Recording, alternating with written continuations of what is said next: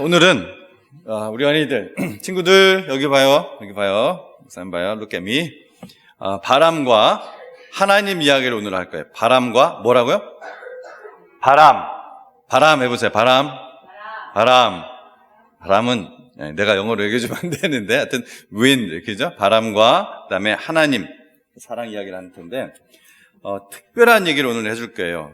어려운 이야기인데 근데 좀 쉽게 하려고 하니까 특별한 이야기가 되는 것 같아요. 이 이야기는 성령 하나님과 특별히 바람에 대한 겁니다. 그래서 먼저 바람에 대한 이야기를 먼저 해볼 거예요. 여러분 여름에 굉장히 막 더울 때, 땀이 막 이렇게 나고 막 더울 때 바람이 샥 하고 불면은 어때요? 시원하죠? 예. 와, 대답을 제일 잘하는 지금 동안이. 자, 그리고 또 겨울에 막 추운데 바람이 쉥 하고 불면 어떻게 돼요? 와, 너무 춥죠? 너무나 추워요. 바람 불면은. 근데 여러분, 이 바람은 누가 만들어서 보내주시냐면은 누가 만들어서 보내주실까요? 네, 하나님. 맞아요. 우리 하나님이 만들어서 보내주시는데, 예를 들어서 여러분 성경 이야기 보면은 노아 할아버지가 큰 배를 타고 이렇게 갔었잖아요. 근데 내려서 이제 땅에 내려와야 되잖아요. 근데 온 세상에 물이 가득 찼으니까 하나님께서 이 가족들이 내리게 하기 위해서 바람을 불어서, 성경을 보면은 바람을 불어서 이 물을 마르게 하셨다, 이렇게 말씀이 나와요. 또 이스라엘 사람들의 그 출애굽 이야기 여러분 잘 알죠?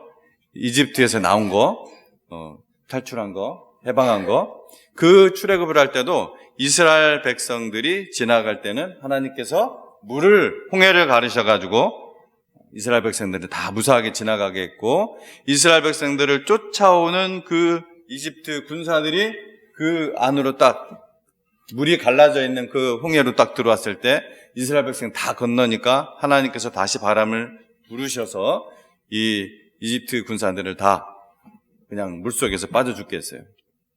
또 사람들이 광야에서 고기를 먹고 싶어 하니까 그것 때문에 막 불평을 하니까 하나님께서 혼내주시기도 하셨지만, 그러면서도 혼내주시면서도 바람을 부르셔서 메추라기를 먹여주셨어요. 근데 하나님은 우리에게도, 하나님을 믿는 사람에게도 바람을 보내주시는데, 성경을 보니까 이것은 성령님의 바람이에요. 성령의 바람. 그래서 성령님은 우리를 도와주시고 예수님을 믿게 해주시고, 또 우리 예수님 안에 항상, 우리 예수를 믿는 우리에게 항상 있게 하셔서 사랑의 바람을 일으키게 해요. 사랑의 바람. 그리고 복음의 바람, 진리의 바람, 생명의 바람을 일으키게 하는 분이 바로 예수님 믿는 우리 안에 있는 성령님의 바람이라는 거예요. 그래서 우리 친구들, 하나님은 우리를 너무나 사랑하셔서 이렇게 바람처럼 보이지 않지만, 혹시 바람 보이는 친구 있어요? 바람 보여요? 와, 바람이 어떻게 나 뭐라고 하는지 못 알아듣는데 뭔 말인지. 바람이 보인다면 엄마한테 한번 가서 얘기해 줘봐, 어떻게 보이는지. 어쨌든 느낄 수는 있겠죠, 그죠? 춥거나 바람이 불 때. 근데 눈으로는 못 봐요. 그것처럼 성령님도 하나님이시기 때문에, 영이시기 때문에 보이지 않지만 늘 우리와 어떻게 함께 계십니다. 우리는 이 사랑을 기억하면서 매일매일 감사하는 마음으로 살아가기 바랍니다. 우리 기도하겠습니다. 사랑하는 하나님, 오늘은 바람과 성령 하나님에 대해서 하나님 말씀을 배웠습니다.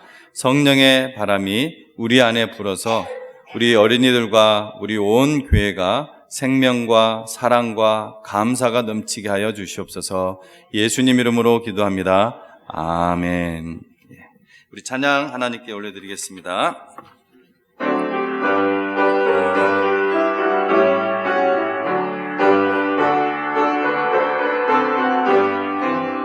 못된 짐승 나를 해치 못하고 거친 비바람 상치 못하리. 나의 주님 강한 손을 펼치사 나를 주야로 지켜주신다. 주는 나의 좋은 목자, 나는 그의 어린 양. 저를 따라 꼴을 먹여주 주시니 내게 부족함 전혀 없어라. 아멘. 오늘 하나님의 말씀은 사도행전 2장 1절에서 4절입니다. 사도행전 2장 1절에서 4절.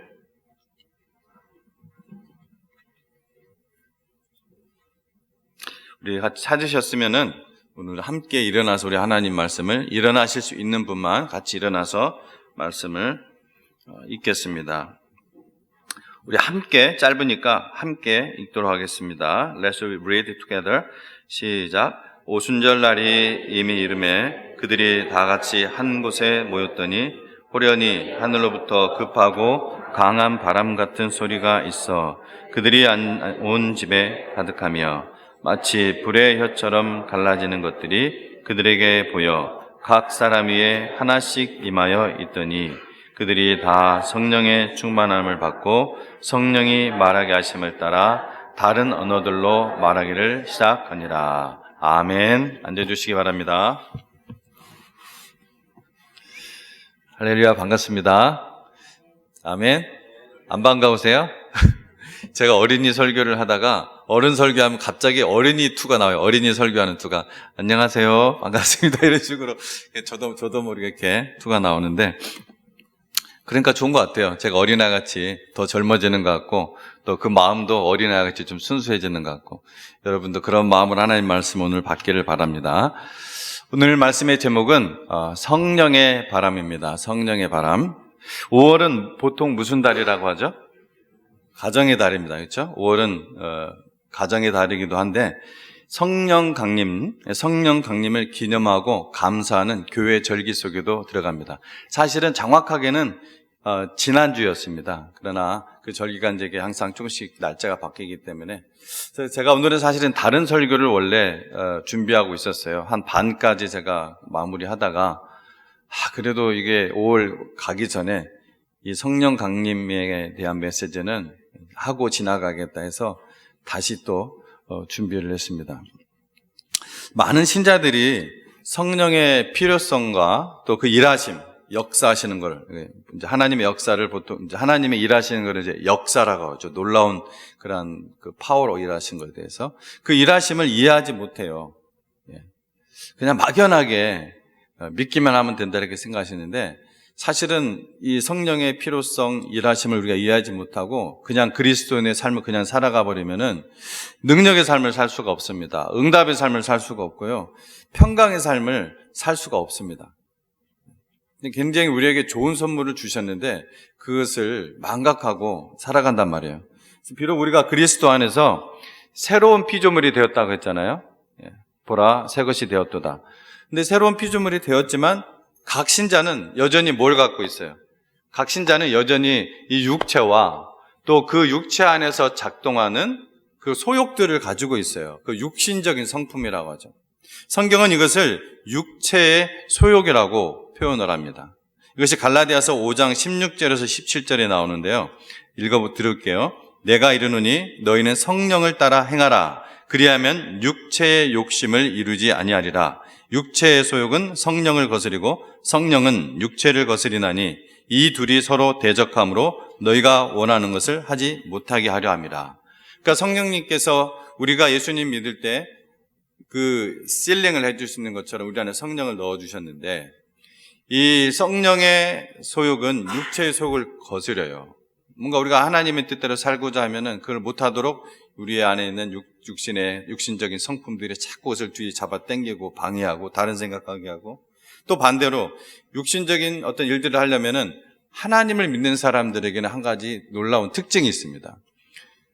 그 이전에는 예수님 믿기 전에는 그렇지 않았는데 우리가 예수님 믿고 나서 하나님께서 성령을 주신 사람에게는 하나님의 뜻대로 되지 않는 하지 않는 그런 삶에 대해서 언행에 대해서 자꾸 못하도록 막아요. 우리 안에서. 그래서 이 두 것이 서로 원하는 것을 하지 못하게 싸운다는 것입니다. 이것이 갈라디아서 5장 16절과 17절 바로 성령의 소욕과 육체의 소욕 이 두 가지에 대한 말씀입니다. 맞습니다. 이건 여러분이 아마 오늘 이 아침에 일어나서 나오는 순간까지도 여러분 이 경험을 하셨을 테고 매주 우리가 경험을 합니다. 이 육체의 소욕은 죄를 짓게 하고 어떻게든지 하나님의 뜻을 어기는 그러한 경향을 가지고 있습니다.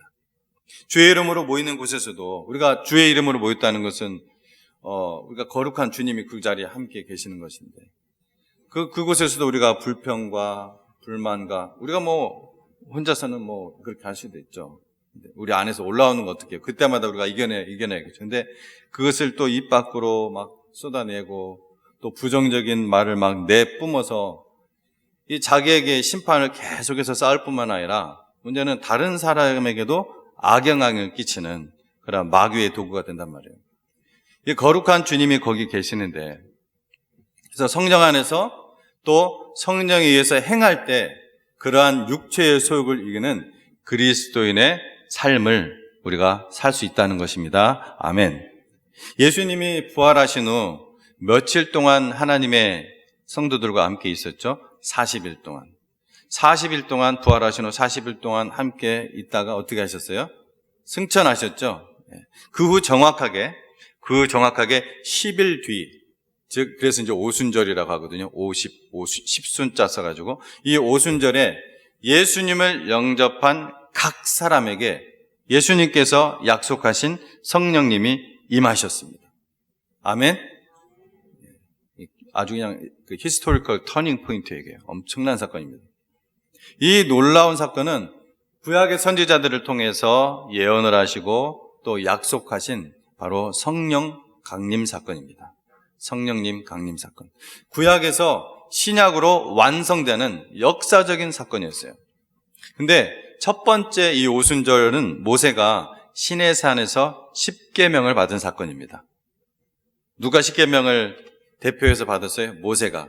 물론 모세 혼자 받은 건 아니죠. 백성들을 위해서 하나님이 지도자인 모세에게 주신 것이죠.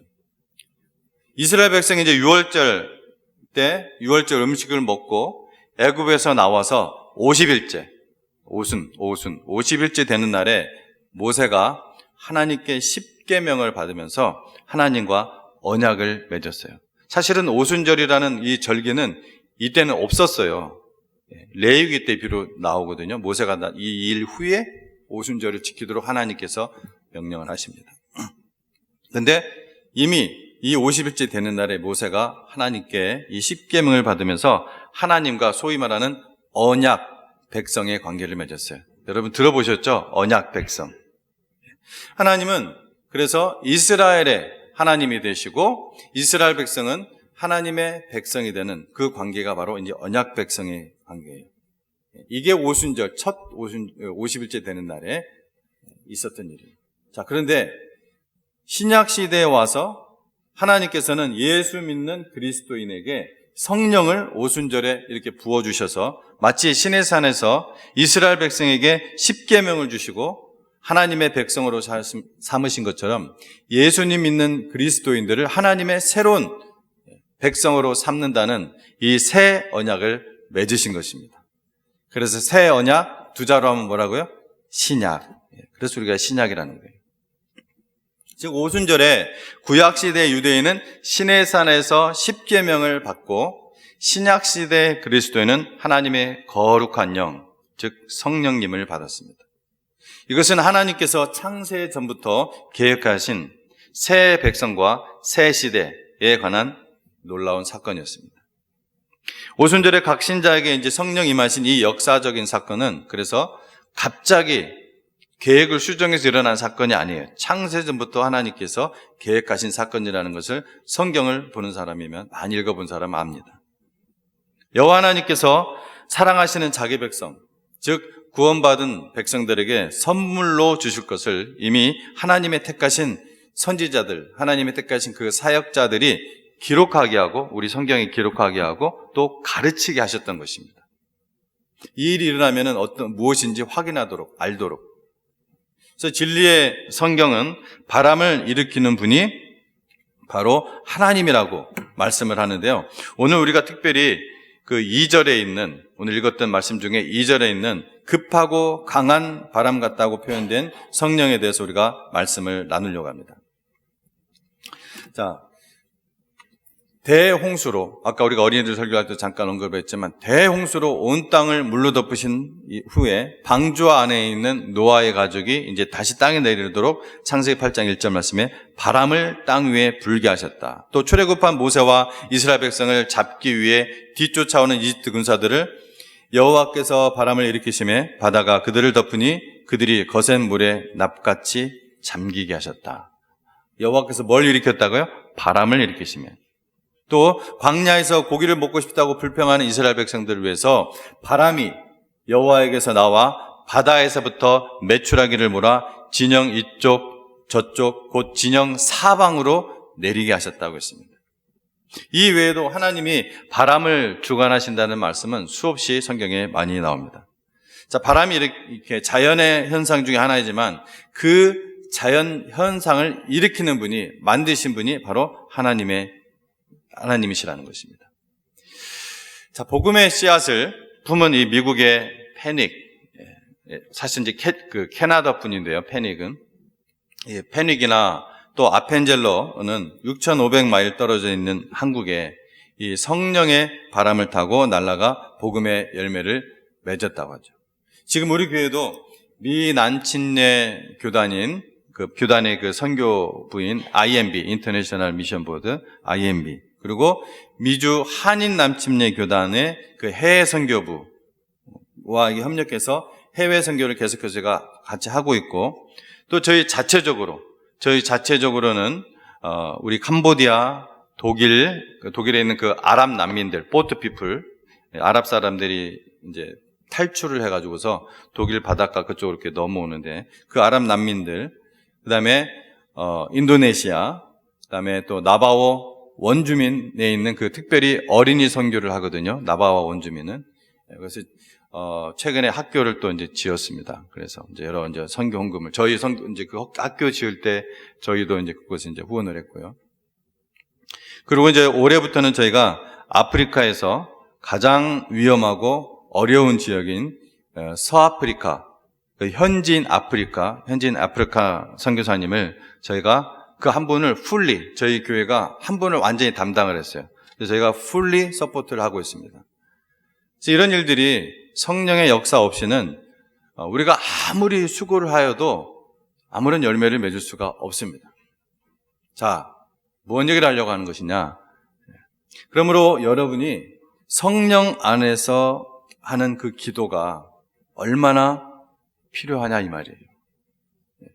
우리가 선교 후원금만 보내고 딱 그것이 다 했다 생각하시면 절대로 안 된다는 얘기입니다. 우리에 있는 이 선교지들을 위해서 정말 성령 안에서 기도해야 돼요. 하나님의 그 모든 주시는 열매는 성령의 열매이기 때문에 그렇습니다. 우리가 그래서 아까 말씀드린 대로 어느 곳에 있든지 우리의 개 혼자 있든지 여러 곳에 있든지 우리 불평과 불만과 우리 삶이 너무나 짜증이 나거든요. 너무나 어렵거든요. 힘들거든요. 그러니까 막 불평하고 또 불만하고 부정적인 말은 너무 쉬워요. 이런 말 하는 건 너무 쉽습니다. 우리 안에서 옛날 살던 습관들이 있기 때문에. 어제도 여러분 우리 갈렙 목장은 정확히 알고 계시겠지만 전체 기도 제목방은 제가 이제 장로님하고 통화를 하고서 올리지는 않았어요. 예. 근데 뭐 어차피 이제 다 알고 계신 것 같더라고요. 아침에 보니까 벌써 쫙 퍼져가지고서. 근데 어제 우리 차현정 전도사님도 사고가 나가지고서 갈비뼈 이제 2군데가 이제 부러지셨는데 그 병원에 이머전시에 실려가서 실려가기 전에 여기 계단에서 이렇게 앉아 있으시면서도 계속해서 막 아프고 막 너무 아프고 움직일 때 아프고 막 짜증도 나는데 그 입으로는 계속해서 감사하다. 감사할 것을 자꾸 찾으시는 모습을 볼 수가 있었어요. 감사하다.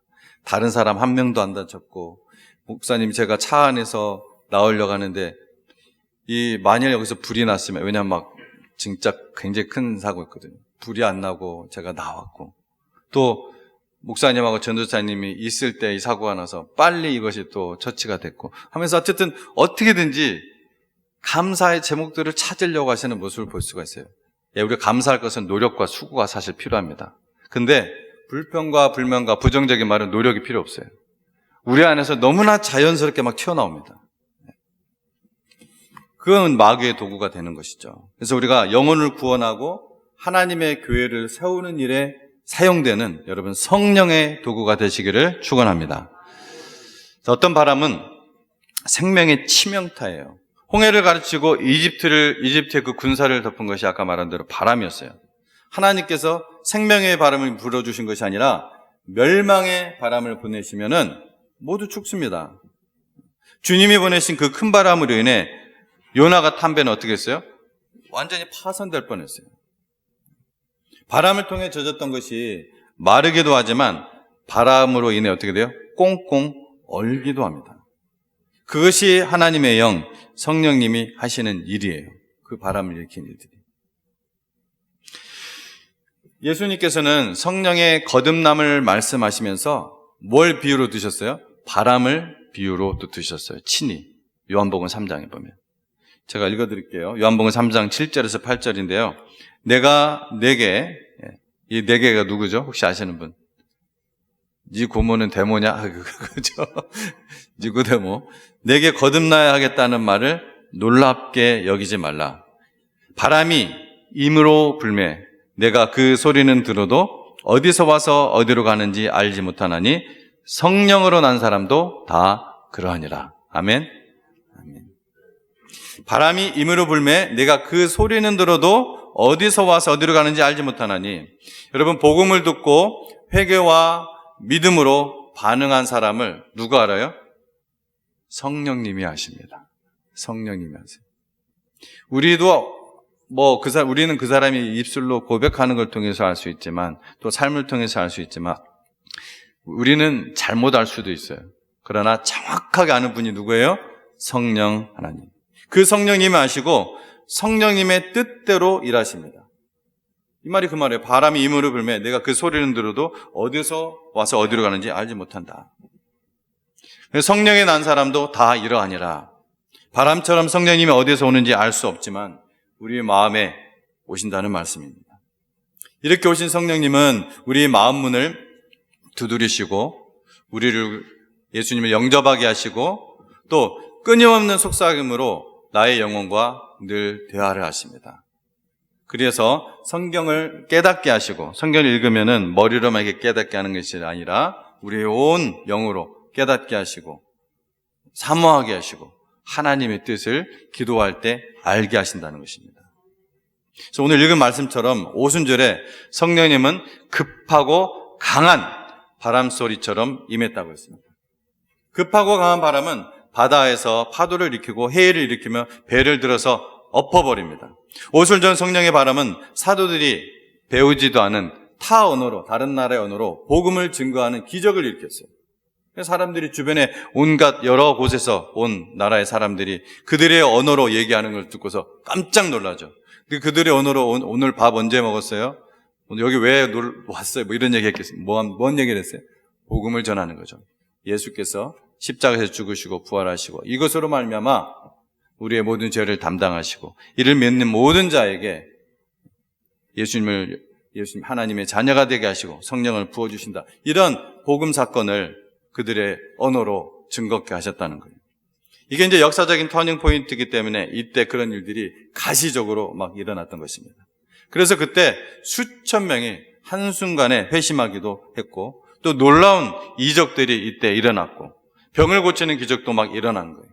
이것이 사람의 어떤 장난이 아니라 하나님의 역사라는 것을 분명하게 보여주시기 위해서 가시적으로 그렇게 보여주셨다는 것입니다.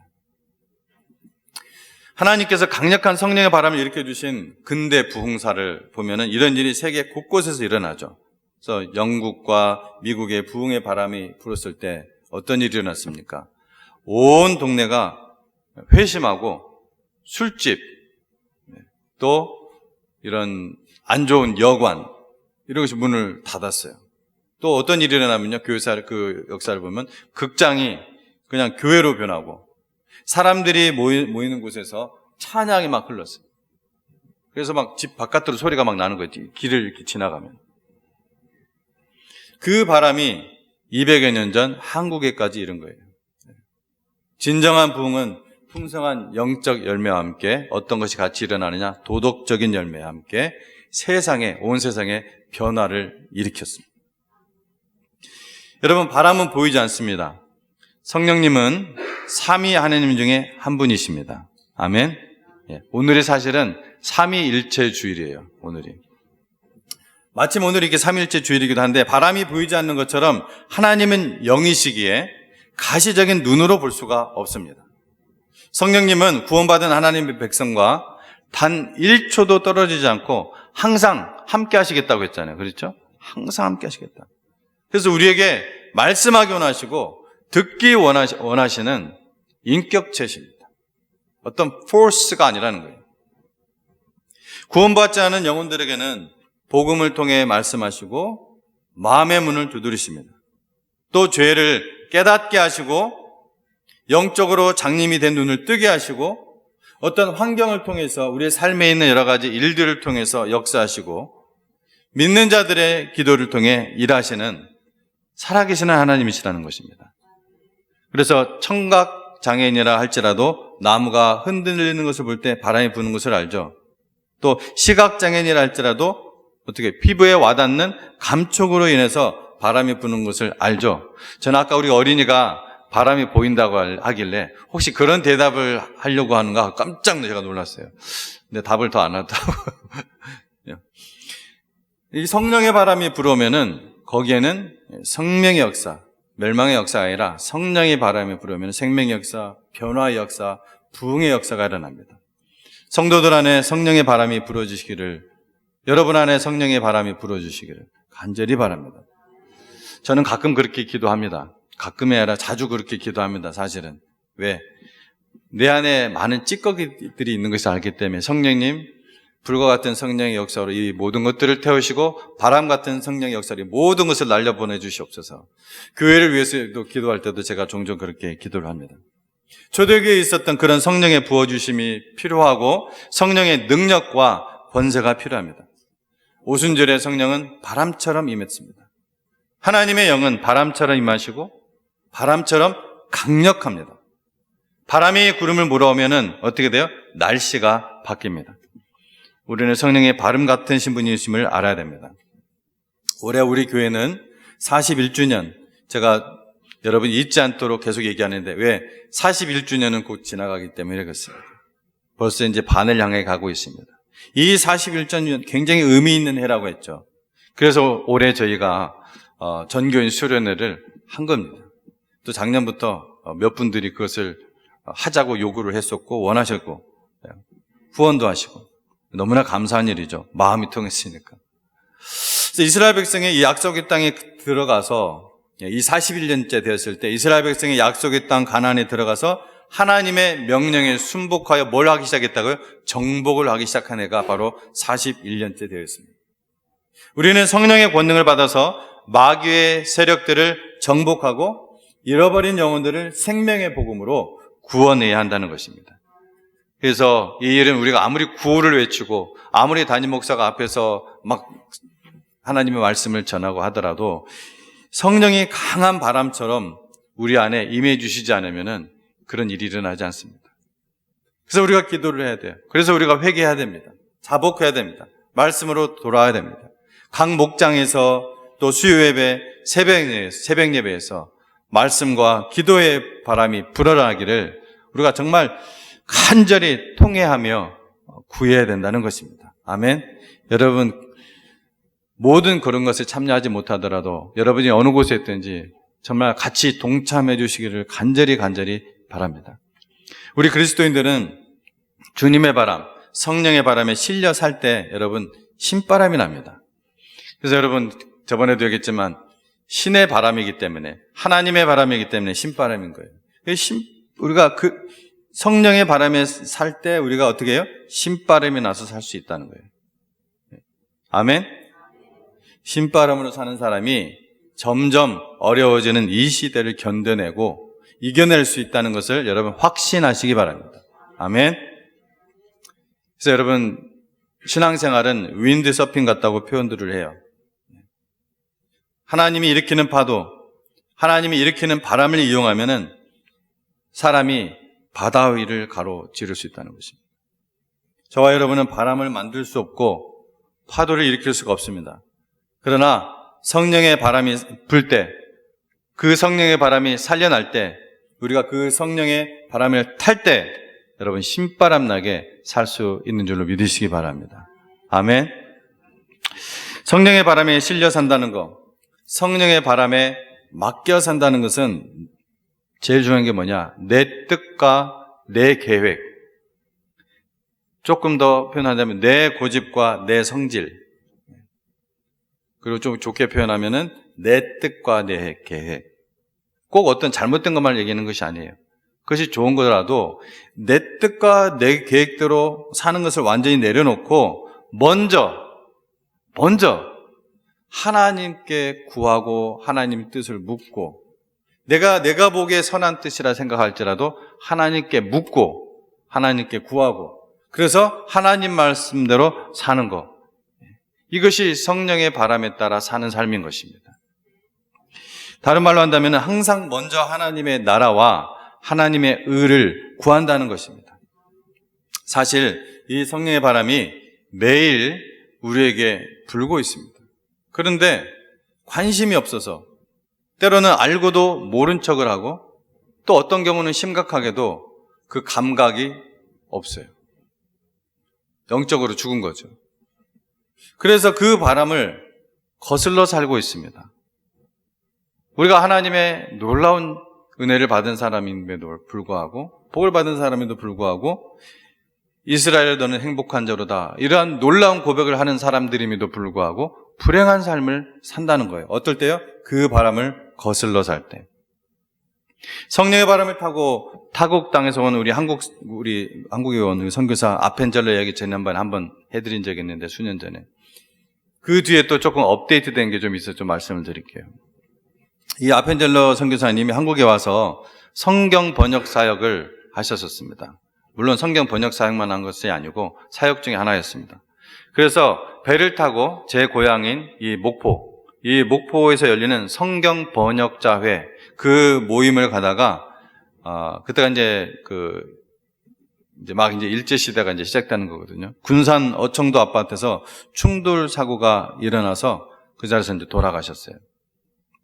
그때 그분의 나이가 44살이었다고 합니다. 지난 2022년, 그러니까 2년 전이죠.